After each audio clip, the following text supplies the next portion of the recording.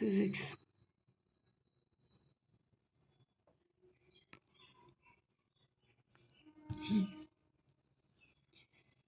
Question number 1. Sand is being dropped from a stationary dropper at the rate of 0.5 kg on a conveyor belt moving with the velocity of 5 meter per second. The power is needed to keep the belt moving with the same velocity will be. तो यहाँ पे जो question दिया है ये कह रहा है कि सैंड जो है एक स्टेशनरी ड्रॉपर से जिसका रेट है 0.5 kg पर सेकेंड। रेट का मतलब हो गया dv अपॉन dt या dm अपॉन dt। यहाँ पे जो हमको गिवन है वो है kg पर सेकेंड। kg पर सेकेंड का मतलब हो गया ये यहाँ पे इन्होंने हमको दिया है dm अपॉन dt। ठीक है, तो ये बोल रहे कि पावर कितनी चाहिए होगी। ये बोल रहा है कि और वेलोसिटी जो है ना वो हमको गिवन है जो कि है 5 मीटर पर सेकेंड। ये बोल रहे कि कितनी पावर जो है ना जिसकी हमको ज़रूरत है जिससे है ना ये सेम वेलोसिटी पे बेल्ट मूव करे। बेल्ट मूव करने के सेम वेलोसिटी बेल्ट मूव करे सेम वेलोसिटी उसके लिए हमको कितनी पावर चाहिए। तो हमको पावर निकालना है। हमारे पास dm अपॉन dt डाला हुआ है वो है 0.5 kg पर सेकेंड। क्योंकि kg जो है ये SI यूनिट है मास का, सेकेंड जो है SI यूनिट है टाइम का। तो ये मास हो जाएगा, ये टाइम हो जाएगा, मास और टाइम हो जाएगा। तो इसको हम कुछ ऐसे बनाएंगे। तो ये कुछ ऐसे हो जाएगा।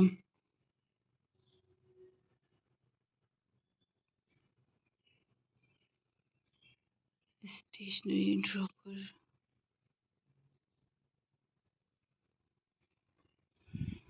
हमको पावर निकालना है। तो पावर के लिए जो फॉर्मूला होता है वो होता है फोर्स इंटू वेलोसिटी। अगर हम फोर्स की वैल्यू डालें तो ये हो जाएगा m dv by d t into v d m upon d t into v. ठीक है, तो यहाँ पे जो हमारे पास वेलोसिटी है वो 5 मीटर पर सेकेंड है जो कि एक कांस्टेंट वैल्यू है। तो यहाँ पे वेलोसिटी कांस्टेंट होने की वजह से जीरो हो जाएगा। तो यहाँ पे हमारे पास जो बचेगा वो हो जाएगा v square d m upon d t. एक वी दो वी तो वी स्क्वायर हो जाएगा। वी जो वी की वैल्यू हमारे पास जो गिवन है वो है 5 मीटर पर सेकेंड। तो हम यहाँ पे डाल देंगे 5 का स्क्वायर। और d m upon d t की वैल्यू हमको यहाँ पे गिवन है 0.5 kg पर सेकेंड। तो हम इसको इंटू कर देंगे 0.5 kg पर सेकेंड से। तो 5 का स्क्वायर हो जाएगा 25 इंटू 0.5 kg पर सेकेंड। इसको जब हम सॉल्व करेंगे तो ये हो जाएगा 12.5 वोट। वोट जो है ये SI यूनिट है पावर का।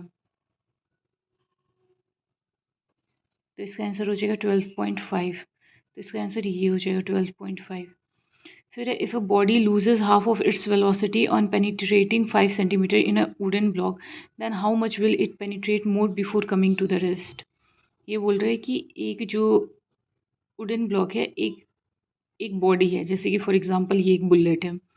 ये जो है ना 5 सेंटीमीटर ट्रेवल करने के बाद ये ना अपनी आधी वेलोसिटी मीन्स ख़त्म कर देता है जो कि है v/2। तो ये बोल रहे वो पॉइंट जिस पे ना v की वैल्यू 0 हो जाएगी उस पॉइंट तक ये और कितना ट्रेवल करेगा और कितना पेनिट्रेट करेगा इसको। तो यहाँ पे है v, यहाँ पे जाके आधी हो रही है, यहाँ पे 0 होनी चाहिए। तो हम इसको a से b, b से c इस तरह से हम डिवाइड कर लेंगे। तो अगर हम इसको निकालना होगा तो हम इसमें जो फॉर्मूला यूज़ करते हैं वो होता है v square is equal to u square minus 2as।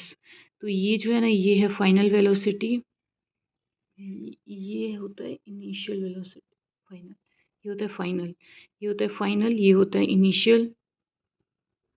और ये एक्सेलरेशन है और ये जो है ये है डिस्टेंस। तो अगर हम ए से बी के लिए बात करें तो ए से बी के लिए हो जाएगा एक्स क्या कहते हैं यू स्क्वायर की अगर हम वैल्यू देखेंगे तो ये हो जाएगा जो फाइनल हमने देखा है, मतलब ये ए पॉइंट से निकला तो यहाँ पे वेलोसिटी इनिशियल वेलोसिटी v है, फाइनल वेलोसिटी v/2 है। तो इनिशियल इसका जो इनिशियल वेलोसिटी है वो v/2 है is equal to u square minus 2s। वैसे इस फॉर्मूला में यहाँ प्लस होता है लेकिन पेनिट्रेट कर रहे हैं तो यहाँ पे माइनस हो जाएगा। तो जब हम इसमें वैल्यू पुट करेंगे तो इसके बॉक्स को जब ओपन करेंगे तो ये हो जाएगा u/4, ये हो जाएगा u² माइनस 2as। इसको इसको इसको इधर भेज देंगे तो ये हो जाएगा, सॉरी ये हो जाएगा u², ये हो जाएगा 4। तो इसको हम आगे बनाएंगे तो ये हो जाएगा कुछ 2as is equal to u²/4 minus u²। जब इसको करेंगे तो ये हो जाएगा 4u² माइनस u²/4। तो ये हो जाएगा 3u²/4। तो जब हम a लेंगे तो ये हो जाएगा 3u²। ये जो हमारे पास 2a है, 2as जो है इसको हम नीचे भेज देंगे तो नीचे उधर रखेंगे तो ये हो जाएगा 2s। फर्दर सॉल्व करने पे हो जाएगा 3u/4, सॉरी ये हो जाएगा 8s। तो एक्सेलरेशन हमारे पास आ गया है। अब हम है ना पॉइंट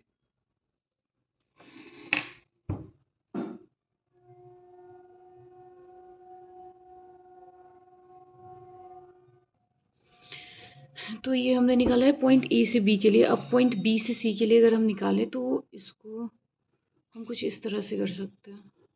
पॉइंट बी से सी के लिए निकालें तो यहाँ पे जो वैल्यू हो जाएगा ना u² is equal to v² plus 2 minus 2as। तो यहाँ जब हम हमारा जो फाइनल वेलोसिटी है यहाँ पे वो है 0, तो हम यहाँ पे 0 का स्क्वायर करेंगे। u² जो है हमारी इनिशियल वेलोसिटी है u/2 v/2। तो ये हो जाएगा ये प्लस 2as। ए की वैल्यू हमने यहाँ पे निकाली हुई है जो कि है 3u/8s। तो जब हम इन सब की वैल्यू पुट करेंगे तो ये कुछ इस तरह से इक्वेशन बन के आएगा।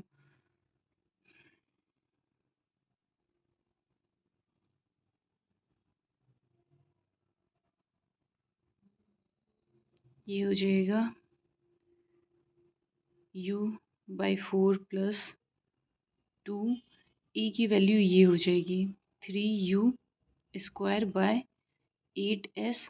और यहाँ पे जो डिस्टेंस इन्होंने ट्रेवल किया उसकी वैल्यू हमने x मानी है, तो x इसको हम उधर भेज देंगे, सॉरी ये हो जाएगा u²। तो ये हो जाएगा u²/4 is equal to 3u²/8s into x। तो ये इससे कट जाएगा, ये हो जाएगा 2 बार में जाएगा, फिर ये इससे कट जाएगा, u² से u² कट जाएगा। तो हमारे पास बचेगा x is equal to 3/s। और ये जो s है इसकी वैल्यू हमारे पास 5 सेंटीमीटर पहले से दी हुई है, तो ये हो जाएगा 3/5। वैल्यू पुट करने के बाद ये आंसर हो जाएगा। तो इसमें हो जाएगा आंसर 3/5। फिर है physical quantity p is given by p is equal to a की पावर 3 b की पावर 1/2। ये बोल रहे हैं कि एक फिजिकल क्वांटिटी है p जिसकी वैल्यू कुछ ऐसी है। तो ये बोल रहे percentage error a b c d में सेम है। मतलब परसेंटेज एरर ये जो हम निकालते हैं डेल x/x इंटू 100, ये जो भी है x/x इंटू 100 ऐसे करके जो हम परसेंटेज एरर निकालते हैं, ये बोल रहे हैं कि वो सब सेम है। फिर भी ये पूछ रहे कि कौन सी ऐसी क्वांटिटी होगी जिसका मैक्सिमम परसेंटेज एरर निकलेगा p में। तो अगर हम इसको ऐसे लिखना चाहें तो हम लिख सकते हैं डेल p/p। तो इसकी वैल्यू हो जाएगी 3 डेल a/a। फिर b के लिए हम लिख सकते हैं 1/2 डेल b/b। फिर हम लिख सकते हैं c की वैल्यू 4 डेल c/c। फिर लिख सकते हैं d की वैल्यू 3/2 डेल d/d। तो यहाँ पे अगर हम देखें तो यहाँ पे सिर्फ यहाँ पे है ना, ये 3 से होगा, यहाँ पे 1/2 से आधा हो जाएगा, यहाँ पे 4 है। तो मतलब इसमें जब ये परसेंटेज एरर 4 से इंटू होगा तो परसेंटेज एरर ना बढ़ेगा। तो इस वजह से इसका आंसर हो जाएगा सी। फिर है which of the following cylinder shown in figure pitches of screw gauge is 1। Pitch जो होता है उसका फॉर्मूला होता है linear scale upon circular scale. तो इसकी वैल्यू इन्होंने दे रखी है 1 mm। तो हमारे पास पिच दिया हुआ है, ये बोल रहे number of circular scale are 50। अगर हमको पिच और सर्कुलर स्केल दिया हुआ है तो इससे हम लीस्ट काउंट निकाल सकते हैं, जो कि होता है pitch upon circular scale reading. तो ये हो जाएगा 1/50, तो ये हो जाएगा 0.02 mm। तो हमने दो वैल्यू निकाल लिया। अब ये बोल रहे हैं कि what is the diameter of cylinder. ये जो है ना, ये स्क्रू गाउज है, इसके अंदर ये जो है, इसमें हमको 0 रीडिंग दिख रही है। यहाँ पे कोई भी सामान नहीं है और यहाँ पे एक सामान है, तो इसलिए इसकी 0 रीडिंग है और इसका हो जाएगा, इसको हम कहते हैं एक्चुअल रीडिंग।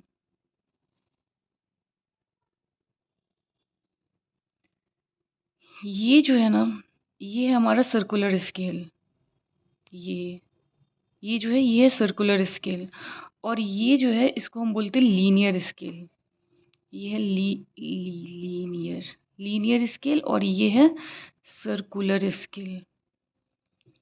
तो ये ऐसे है। तो हम अगर 0 रीडिंग के लिए बात करें, 0 रीडिंग मतलब पहले स्केल के लिए अगर हम बात करें, तो ये हो जाएगा इसका, इसके मेन स्केल रीडिंग की अगर हम बात करें, तो मेन स्केल जो है इसका ये है, ठीक है, ये स्केल। तो यहाँ पे हम अगर देखें तो ये यहाँ पे 0 कहीं है, तो ये वैल्यू ना यहाँ पे कहीं आती है 4 पे। अगर हम इसको काउंट करें तो ये 4 पे आती है, तो मेन स्केल रीडिंग पे इसकी वैल्यू है 4।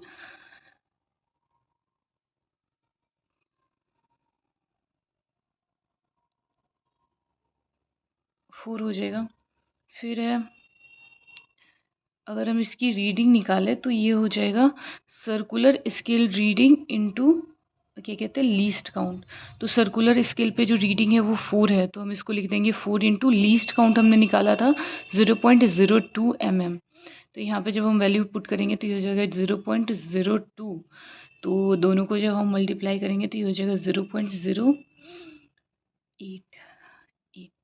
0.088 तो ये हमारे पास ज़ीरो एरर निकल के 0 रीडिंग निकल के आया है।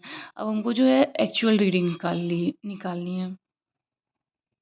तो एक्चुअल रीडिंग में हम पहले देखेंगे कि ये जो मेन स्केल रीडिंग है, तो यहाँ पे हम देखेंगे कि ये ना यहाँ आ रहा है कहीं पे, तो ये 14 समथिंग हो रहा है, तो मेन स्केल रीडिंग यहाँ पे 14 हो जाएगी। उसके अलावा जो है,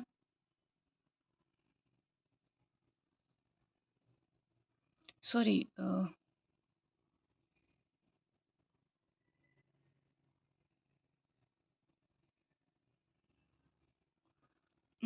ये है सर्कुलर स्केल रीडिंग जो कि 4 सेंटीमीटर है।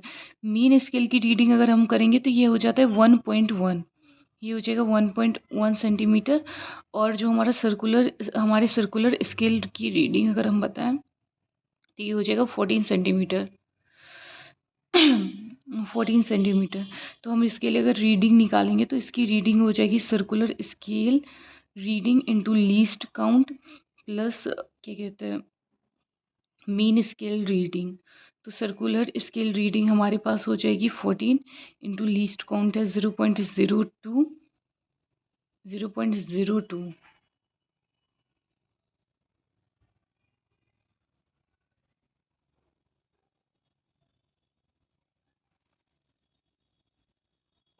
0.02 है रीडिंग। लीस्ट काउंट हमारे पास है 0.02।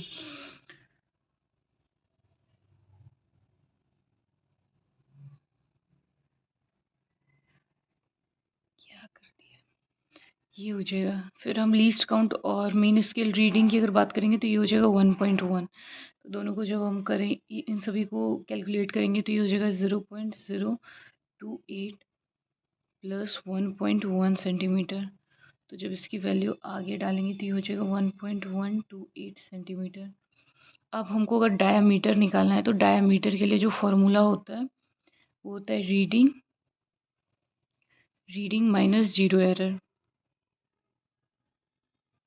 तो हमारे पास जो रीडिंग है वो है 1.128। हमने ये जो निकाला था एक्चुअल रीडिंग, तो ये हमारे पास 1.128 है। इसमें से माइनस करेंगे जीरो एरर। ये जो हमने जीरो रीडिंग निकाला था जो कि था 0.08, 0.08।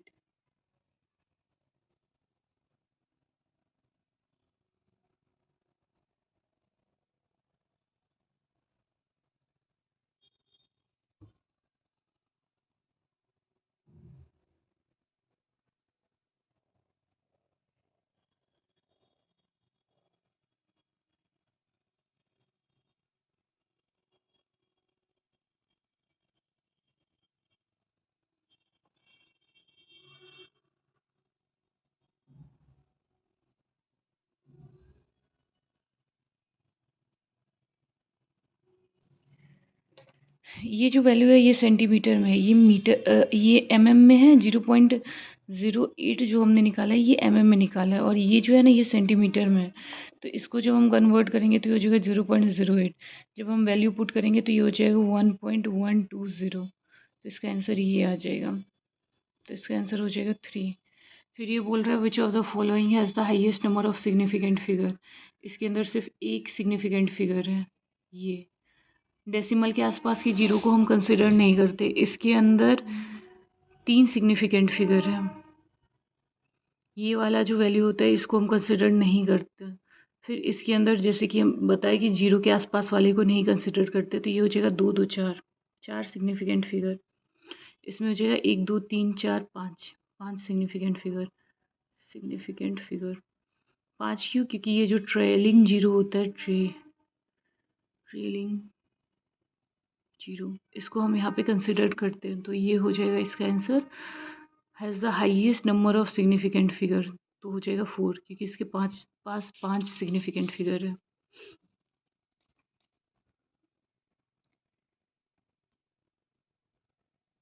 Question number 6, 2 wires, one is steel y steel 2 into 10 की power 11 newton per metre square and the other is of copper y cu2 is equal to 10 की power 11 newton metre square have same length and radii. If an applying force F of the length of the first wire increases by L naught, then force required to increase the length of the second wire with by same amount. तो ये बोल रहे दो wire है steel का जिसका young modulus of steel दिया हुआ है, यंग मॉड्यूलस ऑफ कॉपर दिया हुआ है। ये बोल रहे कि सेम लेंथ और रेडियाई है। तो हम यहाँ पे लेंथ को एल मान सकते हैं और रेडियाई को हम यहाँ पे आर मान सकते हैं। ठीक है, मतलब कंसिडर कर सकते हैं। और ये बोल रहे दोनों सेम है, दोनों के लिए दोनों सेम है। If an applying force f, मतलब ये बोल रहे कि एक फोर्स ये अप्लाई कर रहे हैं जो कि एफ है। The length, if on applying a force F, the length of a first wire steel की wire increased by L nought. तो ये बोल रहे हैं कि अगर उन्होंने एक फोर्स लगाया ना तो लेंथ में चेंज आ गया है। लेंथ में क्या कहते हैं, डेल एल। चेंज अगर किसी चीज़ में आता है तो उसको डेल से रिप्रेजेंट करते हैं। तो लेंथ में चेंज आ गया तो वो वैल्यू हो जाएगी एल नॉट। ठीक है, यहाँ पे ये बोल रहे एल नॉट वैल्यू हो गई। Then force required to the increase the length of the second wire by the same amount. ये बोल रहे कि फोर्स कितनी रिक्वायर्ड होगी दूसरे सेकेंड वायर को सेम अमाउंट से ना उसकी लेंथ को इंक्रीज करने के लिए। तो ये बोल रहे कि डेल एल सेकेंड वायर के लिए means del l second wire के लिए भी एल नॉट ही इंक्रीज करे तो उसके लिए हमको फोर्स कितनी चाहिए। तो जो यंग मॉड्यूलस है उसका फॉर्मूला कुछ ऐसा होता है। ये जो है ये है स्ट्रेस और ये है स्ट्रेन। इसकी अगर आगे फॉर्मूला मीन्स आगे इसको एलेबरेट करें तो ये हो जाता है डेल एल अपॉन एल। ये जो है ये है फोर्स, ये है एरिया, क्रॉस सेक्शनल एरिया, ये है चेंज इन लेंथ और ये है लेंथ, एक्चुअल लेंथ। ठीक है, तो अगर इसको हम अरेंज करेंगे तो फोर्स हमारे पास हो जाएगा modulus area into del l upon l. ठीक है, तो हम पहले निकाल लेते हैं स्टील के लिए। स्टील के लिए अगर हम फोर्स निकालेंगे तो ये हो जाएगा steel steel into L not upon l. ठीक है, तो हमारे पास जो ये मॉड्यूलस स्टील का दिया हो इसकी वैल्यू कुछ इतनी है, 2 × 10⁻11 न्यूटन पर मीटर। तो हम यहाँ पे जब इसकी वैल्यू पुट करेंगे तो ये हो जाएगा 2 × 10⁻11 इंटू एरिया कुछ भी दिया नहीं हुआ है तो एरिया को हम ए ले लेंगे और एल नॉट को एल नॉट ले लेंगे अपॉन लेंथ इन्होंने कहा लेंथ सेम है तो हमने लेंथ को एल लिया हुआ है, तो ये निकल जाएगा। ये हो गया स्टील के लिए। अब अगर हम कॉपर की बात करें, सीयू के लिए बात करें, फोर्स निकाले तो ये हो जाएगा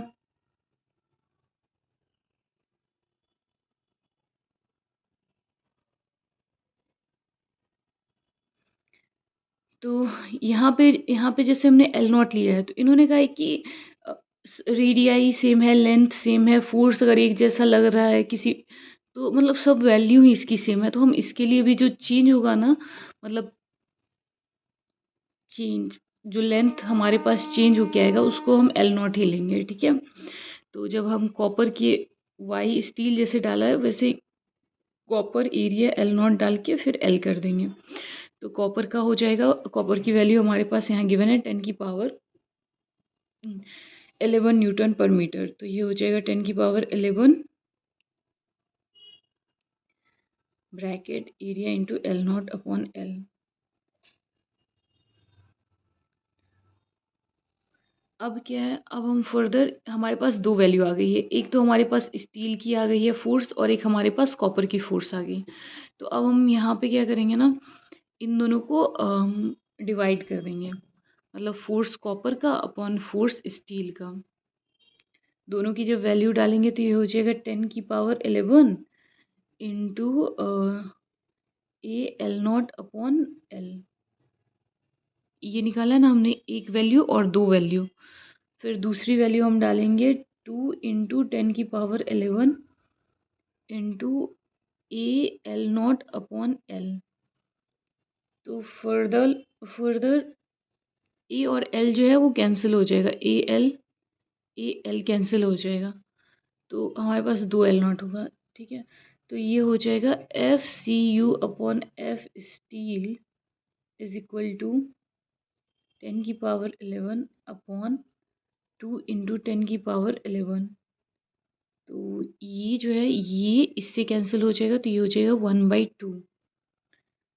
तो हम जब एफ सी यू करेंगे तो ये हो जाएगा एफ स्टील बाय 2, मतलब ये वाला जो है वैल्यू इसको जब हम इधर डालेंगे तो ये हो जाएगा f/2, तो यहाँ पे आंसर हो जाएगा थर्ड। फिर है question number 7। A cubic block of a wood having 10 centimeter floats the interface of oil and water as shown in the figure. The density of oil is 0.6 gram centimeter cube. The density of the water is 1 gram cube. The mass of the block is। तो ये बोल रहे हैं question number 7, ये बोल रहे हैं हमारे पास डेंसिटी है ऑयल का जो कि है 0.6। ये बोल रहे हैं density of oil is 0.6 gram cube, 0.6 gram centimetre पर क्यूब,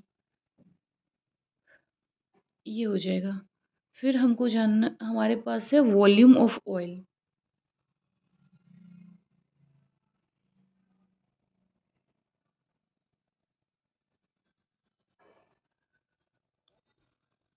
ठीक है, तो ये हो जाएगा 10 सेंटीमीटर क्यूब इंटू 6 सेंटीमीटर, ये हो जाएगा 600 सेंटीमीटर क्यूब। कैसे निकाला, ये जो है ये है डेंसिटी ऑफ ऑयल, ऑयल की डेंसिटी है, और ये ऑयल के अंदर 6 सेंटीमीटर सबमर्ज्ड है, और ये बोल रहा है would a cubicle wood having a block 10 centimeter a sides float with the interface of oil water as shown in the figure। ठीक है, 10 सेंटीमीटर है, क्या कहते हैं, क्यूबिकल ब्लॉक है।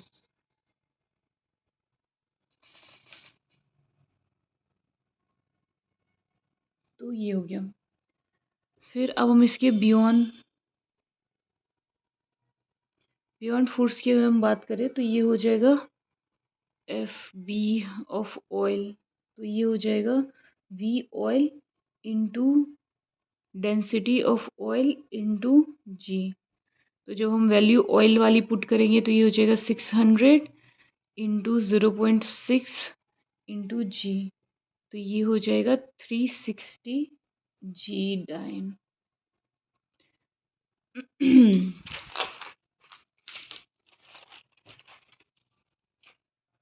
अब हम यहाँ पे वाटर के लिए अगर बात करें तो वाटर के लिए हो जाएगा, वाटर की अगर हम डेंसिटी की बात करें तो इसकी डेंसिटी होती है 1 सेंटीमीटर क्यूब। यहाँ पे गिवन है 1 ग्राम सेंटीमीटर क्यूब, तो ये हो जाएगा क्यूब। हाँ, रो ऑफ वाटर हमारे पास 1 ग्राम क्यूब दिया हुआ है, जो कि यहाँ पे आप देख सकते हैं। फिर है ये 4 सेंटीमीटर सबमर्ज्ड है। तो हम अगर वाटर के लिए ये निकालें, वॉल्यूम निकालें, तो ये हो जाएगा 10 सेंटीमीटर स्क्वायर इंटू 4 सेंटीमीटर, तो ये वैल्यू हो जाएगी 400 सेंटीमीटर क्यूब। अब हम इसके लिए अगर बियॉन्ड फोर्स निकालें तो बियॉन्ड फोर्स अगर हम वाटर के लिए निकालें तो ये हो जाएगा volume of water into density into G. तो जब हम वैल्यू पुट करेंगे तो ये हो जाएगा 400 centimetre cube, 400 centimetre cube into 1 centimetre minus cube into G. ठीक है, तो जब हम ये वैल्यू निकालेंगे तो ये हो जाएगा 4 डाइन। तो जब हम बियॉन्ड फोर्स को जब हम कैलकुलेट करते हैं तो एफ बी टोटल अगर हम करेंगे, बियॉन्ड फोर्स टोटल करेंगे तो ऑयल प्लस वाटर वाला ऐड हो जाएगा। तो जब हम दोनों की वैल्यू ऐड करेंगे 360 प्लस हमने यहाँ पे निकाला हुआ ये 400 है, और ये जो है ना ये 360 है। तो 360 प्लस 400 हमने करा तो ये हो जाएगा 760 जी डाइन। और फिर जो मास जो होता है ना, मास जो होता है ना वो होता है एम ब्लॉक इंटू जी, ब्लॉक का जो वेट हमको निकालना है ना वो होता है एम ब्लॉक मास ब्लॉक इंटू जी। तो ये जो डब्ल्यू ब्लॉक होता है ये बियॉन्ड फोर्स के बराबर होता है। तो अगर हम डब्ल्यू ब्लॉक की वैल्यू डालेंगे तो ये हो जाएगा m block into g is equal to f total जो हमने निकाला था वो था 760, 360 460 760 760 जी। तो हमारे पास जो एम ब्लॉक हो जाएगा वो हो जाएगा 760 जी। तो इसका आंसर हो जाएगा 760 जी। इन्होंने पूछा था mass of the block, mass of the block इन्होंने कहा था, तो हमने यहाँ पे मास ऑफ द ब्लॉक निकाला। फिर है question number 9। A body density d1 and mass m is moving downward with the constant speed in the glycerine of density d2. What is the viscous force acting on it? ये बोल रहे कि एक body है जिसकी density d1 है और मास जो है ना वो m है, जो कि डाउनवर्ड जा रहा है, कांस्टेंट स्पीड है constant, glycerine of density d2। मतलब ये d1 से d2 में जा रहा है, ठीक है, डाउनवर्ड नीचे की ओर। ये अगर हमारा d1 है तो ये हमारा d2 है, ये नीचे जा रहा है, जो भी मास है ये नीचे की ओर जा रहा है।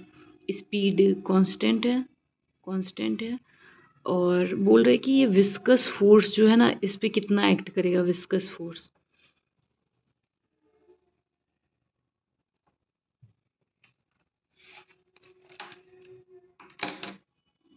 विस्कस फोर्स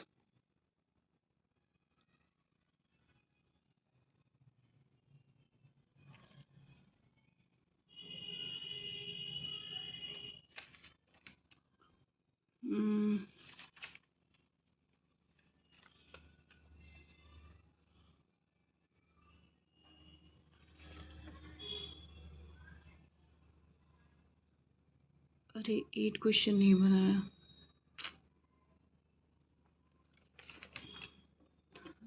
ठीक है, 8 थोड़ी देर में बनाते हैं, पहले देख लेते हैं ये विस्कस फोर्स क्या है। ये इसमें बोल रहा है कि जो हमारे पास जो फोर्स है, ग्रेविटेशनल फोर्स, वो नीचे की ओर लग रहा है। फिर बोल रहा है कि जो बियॉन्ड फोर्स है वो ऊपर की ओर लग रहा है, और जो हमारे पास विस्कस फोर्स है एफ वी, वो जो है वो भी ऊपर की ओर लगेगा।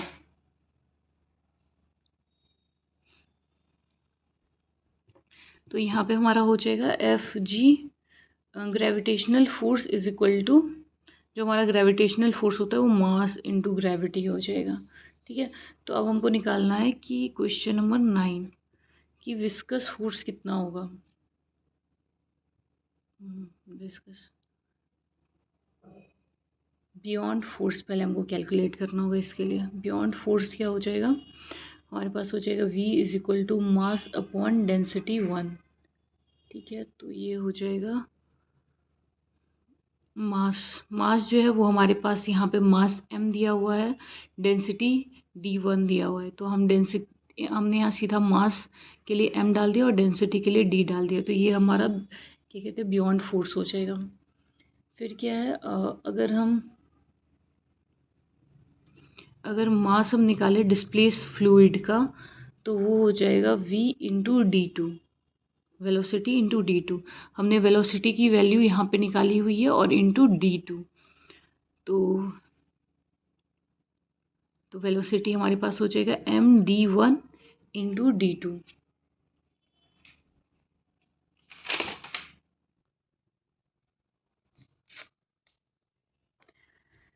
यहाँ पे इन्होंने कहा question number 11, a boatman can row a boat to make a move with a speed of 20 kilometre per hour in a still water.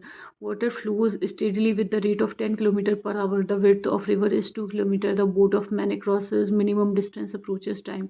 ये यहाँ पे पूछ रहे हैं टाइम कितना होगा। ये बता रहे हैं कि बोटमैन जो है उसकी स्पीड 20 मीटर है, और फिर जो है ना रिवर जो है वो 10 किलोमीटर से फ्लो कर रहा है। विड्थ जो है रिवर का वो है 2 किलोमीटर। तो बोटमैन है 20 किलोमीटर, वेलोसिटी ऑफ रिवर है 10 किलोमीटर, और जो विड्थ है उसको हमने डी से लिखा है वो है 2 किलोमीटर। तो यहाँ पे हमने पहले निकाला है रिलेटिव वेलोसिटी। तो इसको हमने निकाला है पाइथागोरस थ्योरम से। तो हमको जो रिलेटिव वेलोसिटी चाहिए थी, प्लस हमने वेलोसिटी रिवर का डाला है, जो कि हमको बोट या फिर मैन की वेलोसिटी देगी। तो जब हमने इसको इधर पुट करा, वैल्यू सबकी पुट करी, तो ये बन के आते हैं 10/√3। फिर टाइम निकालने के लिए हमको जो विड्थ दिया हुआ है रिवर का, उसको हमको डिवाइड करना है रिलेटिव वेलोसिटी से। तो जब हम ये दोनों वैल्यू पुट करेंगे तो ये हो जाएगा 1/5√3h। Question number 13. A stone projected at an angle of 60 degree, which 60 from the ground level strikes at angle of 30 degree on the roof of a building height h. Then the speed of projection of the stone is. इसके लिए एक basic सा formula होता है, h is equal to u square upon 3g। Height हमारे पास h ही given है, फिर यू स्क्वायर।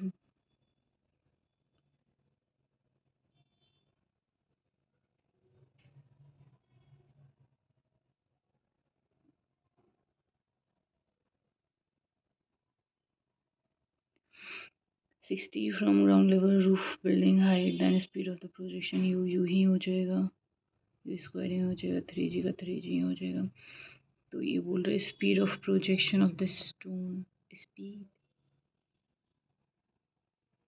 स्पीड हो जाएगा u square is equal to 3gh।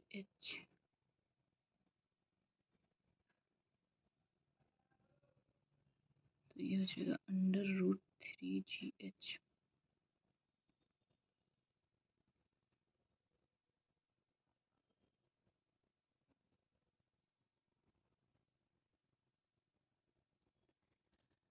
हाँ, इसको अगर हम स्टार्टिंग से बनाए क्वेश्चन नंबर 13 को, क्वेश्चन नंबर 13 है stone projected at an angle of 60 degree which is from ground level strikes an angle of 30 degree on the roof, ground strikes an angle of 30 degree roof of a building of height h, then the speed of projection of the stone is.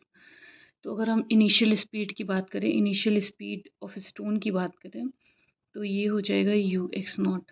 की अगर हम बात करें तो ये हो जाएगा u cos theta 1। ठीक है, तो u cos थीटा यहाँ पे जो इनिशियल है वो है 60, तो हम डाल देंगे 60 डिग्री।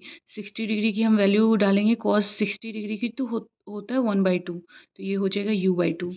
तो ये हमारा जो निकल के आया ये है initial velocity, initial velocity sorry initial speed, speed है ये हमारा। फिर हम देखेंगे हॉरिजॉन्टल वेलोसिटी, मतलब सॉरी हॉरिजॉन्टल वेलोसिटी है ये, हॉरिजॉन्टल वेलोसिटी है, हॉरिजॉन्टल वेलोसिटी है। फिर हमको निकालना है इसके लिए वर्टिकल वेलोसिटी। वर्टिकल वेलोसिटी ये वाला जो है जो कि 30 डिग्री पे है, ये जो बन रहा है 30 डिग्री, ये हमारा बनेगा वर्टिकल। तो वर्टिकल वेलोसिटी हो जाएगा v/0 is equal to u, vertical हो जाएगा साइन थीटा, साइन थीटा। तो यहाँ पे डाल देंगे u। साइन थीटा में अगर 30 की वैल्यू निकालनी हो तो वो वैल्यू हो जाती है √3, √3/2, तो ये हो जाएगा √3u/2। तो ये हमारे पास क्या कहते हैं हॉरिजॉन्टल वेलोसिटी है, हॉरिजॉन्टल हॉरिजॉन्टल वेलोसिटी है, ये हमारी वर्टिकल वेलोसिटी है। हमको निकालना है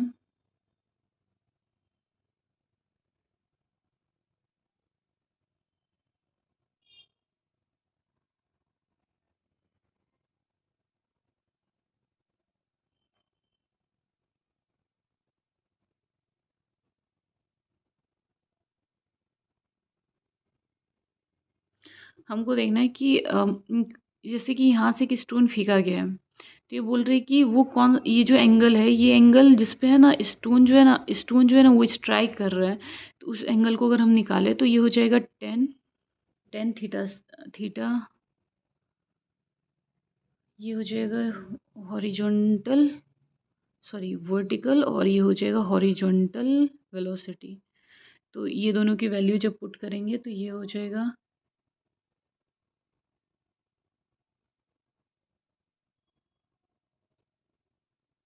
एट टाइम t।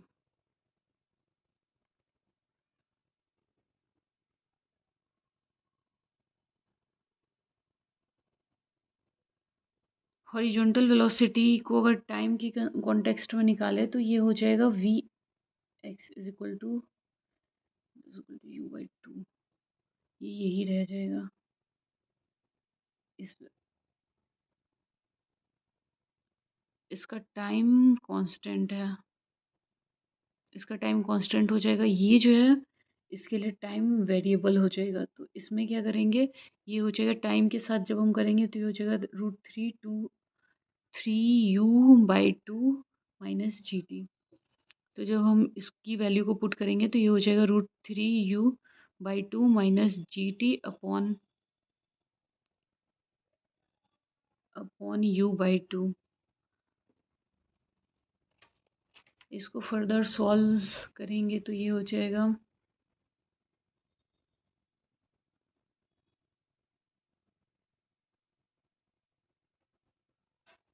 इसको पूरा सॉल्व अगर करेंगे तो ये हो जाएगा t is equal to u/g√3। बहुत ज़्यादा इसमें सॉल्व करना पड़ता है, तो इसकी वैल्यू t की ये आ जाती है। फिर इसकी वैल्यू अब हमें ना h के अंदर पुट करेंगे, हाइट के अंदर, तो ये हो जाएगा v/0 वर्टिकल वेलोसिटी प्लस क्या कहते हैं इंटू टाइम माइनस 1/2 GT²। तो जब हम इसमें पूरा वैल्यू पुट करेंगे तो लास्ट तक जाते जाते h की वैल्यू हो जाएगी 3u² minus u² upon 6g। तो जब इसकी वैल्यू आगे पुट करेंगे तो ये हो जाएगा 2u² अपॉन 6g।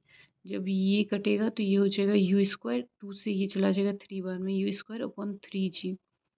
तो h is equal to u² upon 3g करके निकलता है। तो इसको जब हम आगे सॉल्व करते तो ये ना इसका एक बेसिक फार्मूला बनाता है, h is equal to u² upon 3g।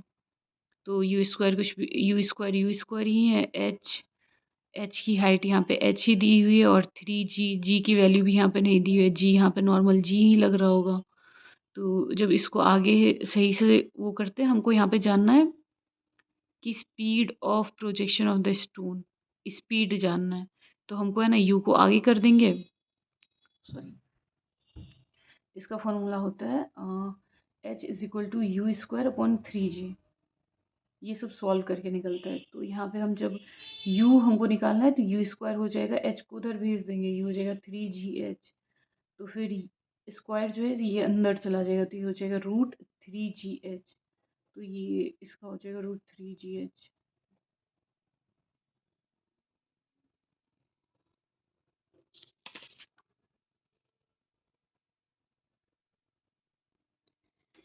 Question number velocity displacement graph of a particle moving along with a straight line as shown in the figure। ये एक जो है ना ये वेलोसिटी डिस्प्लेसमेंट ग्राफ है, ठीक है। तो y is equal to M X plus C. किसी के लिए ग्राफ के लिए यही फॉर्मूला आता है, जिसमें जो ये x होता है ये एम एक्स होता है, ये स्लोप बताता है। c जो ये होता है ये y इंटरसेप्ट बताता है। तो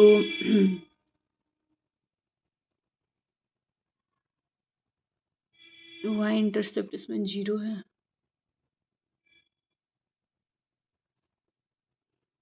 ये एक लीनियर ग्राफ है।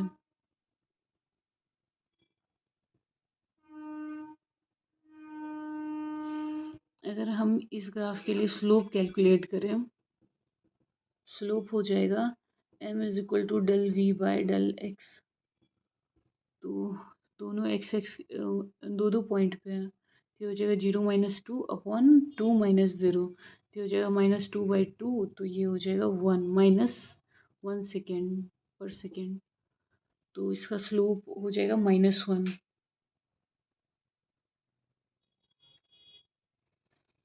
द एक्सीलरेशन डिस्प्लेसमेंट ग्राफ, ये बोल रहा है एक्सीलरेशन डिस्प्लेसमेंट ग्राफ ढूंढने के लिए।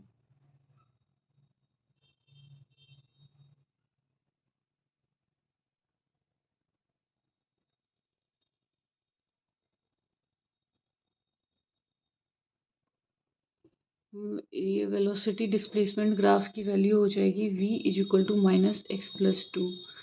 तो हमको ना एक्सेलरेशन डिस्प्लेसमेंट ग्राफ चाहिए, तो एक्सेलरेशन के लिए हो जाएगा v dv/dx।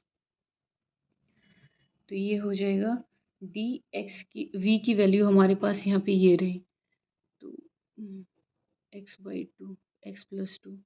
तो ये d और इसको ना ब्रैकेट में डाल देंगे, ये हो जाएगा -x+2 अपॉन dx। तो ये वैल्यू हो जाएगी -1।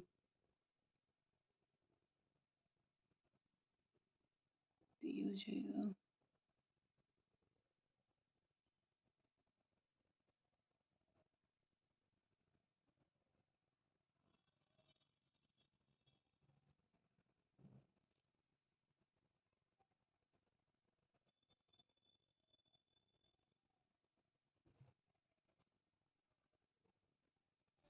अब हम ए के अंदर v dv/dx की वैल्यू डालेंगे, तो ये हो जाएगा -x+2 -1।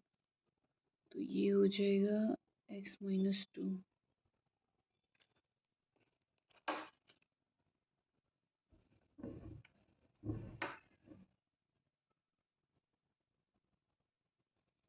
तो ये हो जाएगा x is equal to 0, a is equal to -2। तो x पे 0 वैल्यू होनी चाहिए, 0, ए इज इक्वल टू -2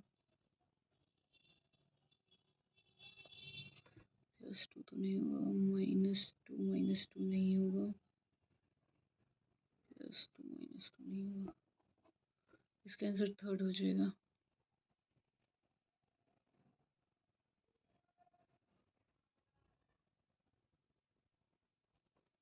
यहाँ पे a जो हो जाएगा वो हो जाएगा -2, x जो होगा वो हो जाएगा 2m। तो आंसर ये हो जाएगा। ये बोल रहा है question number 15, a stone is release from a elevator going up with acceleration a and speed u। ये बोल रहा है कि the acceleration speed of stone is with respect to elevator just released. मतलब हमारे पास जो एक्सेलरेशन है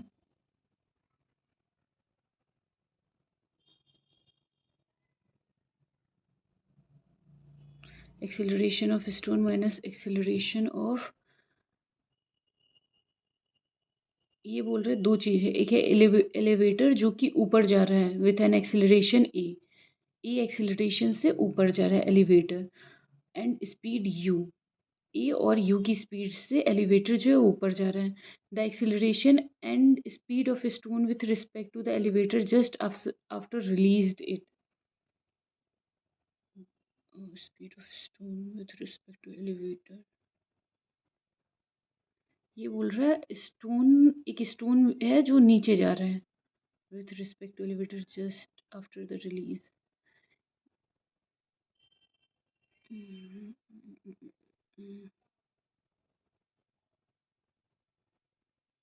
स्टोन ना एक स्पीड से नीचे जा रहा है एक्सेलरेशन से, और ये सेम एक्सेलरेशन से ऊपर जा रहा है। तो हम एक्सेलरेशन ऑफ स्टोन से एक्सेलरेशन ऑफ एलिवेटर को माइनस कर देंगे।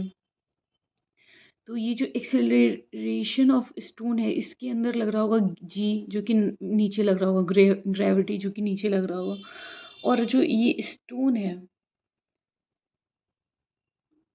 इस पे प्लस ये लग रहा होगा, एक्सेलरेशन लग रहा होगा। इसमें हो रहा होगा पॉजिटिव पॉजिटिव एक्सेलरेशन, और इसमें होगा नेगेटिव एक्सेलरेशन।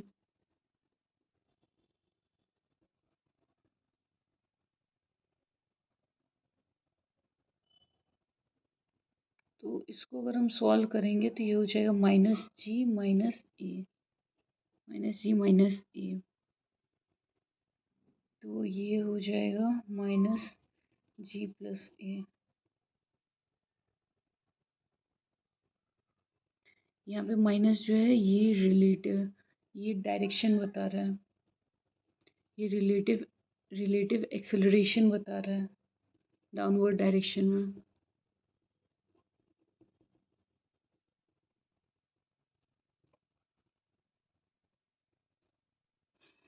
तो G plus A downward the acceleration and speed. Acceleration तो हमने ये निकाला है, और स्पीड इसमें ज़ीरो होगा, क्योंकि ये बोल रहे हैं कि विथ रिस्पेक्ट, मतलब दोनों एक दूसरे के कॉन्टेक्स्ट में बात कर रहे हैं। तो ये जो एक्सेलरेशन होगा जीरो होगा, दोनों एक टाइम पे ही मिलेंगे तो वो जीरो हो जाएगा।